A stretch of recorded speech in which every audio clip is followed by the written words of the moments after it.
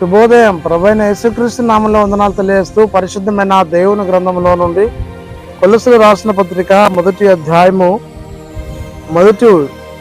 2 వచనాలు. కొలొస్సీలో ఉన్న పరిశుద్ధులకు అనగా క్రీస్తునందు విశ్వాసులైన సహోదరులకు దేవుని చిత్తం వలన యేసుక్రీస్తు అపోస్తలుడైన పౌలు సహోదరుని తిమోతికి శుభమని చెప్పి రాయింది. మన తండ్రి అయిన దేవుని నుండి కృపయు సమాధానం మీకు కలుగును గాక.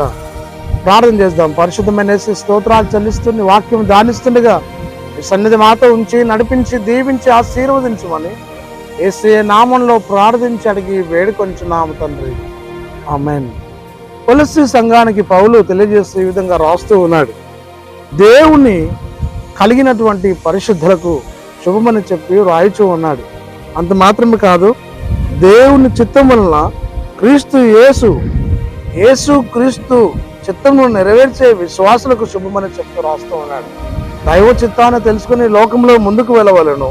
అంత మాత్రమే కాదు, కానీ ఏ కుటుంబము, ఏ వ్యక్తి, ఏ సంఘము, ఏ సేవకుడైతే దేవుని చిత్తమును నెరవేరుస్తారో అట్టి కుటుంబానికి, అట్టి సేవకునికి, అట్టి సంఘమునకు, విశ్వాసులకును సమాధానమును కృపయు కలిగి వర్ధిల్లుతారని తాను తెలియజేస్తూ రాస్తూ ఉన్నాడు. కాబట్టి ప్రియ సహోదరుడా, దైవ చిత్తము నెరవేరుస్తూ దైవ కృపలో వర్ధిల్లుతూ సమాధానం పొందుకునే సంఘంలో వర్ధిల్లినట్లు పరిశుద్ధాత్మ దేవుడు తోడయుండి నడిపించి దీవించిన గాక, ఆమేన్. మహోన్నతుడా స్తుతి స్తోత్రాలు చెల్లించుకుంటూ వాక్యం ధ్యానించి ధన్యతిచ్చిన మహిమ ఘనత ప్రభావం ఆరోపిస్తూ ఆన్లైన్లో వీక్షిస్తున్న వారిని కూడా మీరు దీవించి మహిమ ఘనత ప్రభావం పొందుమని యేసు నామంలో ప్రార్థించి అడుగుతున్నాం తండ్రి, ఆమేన్. తండ్రి, కుమార, పరిశుద్ధాత్మ త్రియేక దేవుడు సదాకాలం తోడయుండి దీవించి ఆశీర్వదించును గాక, ఆమేన్.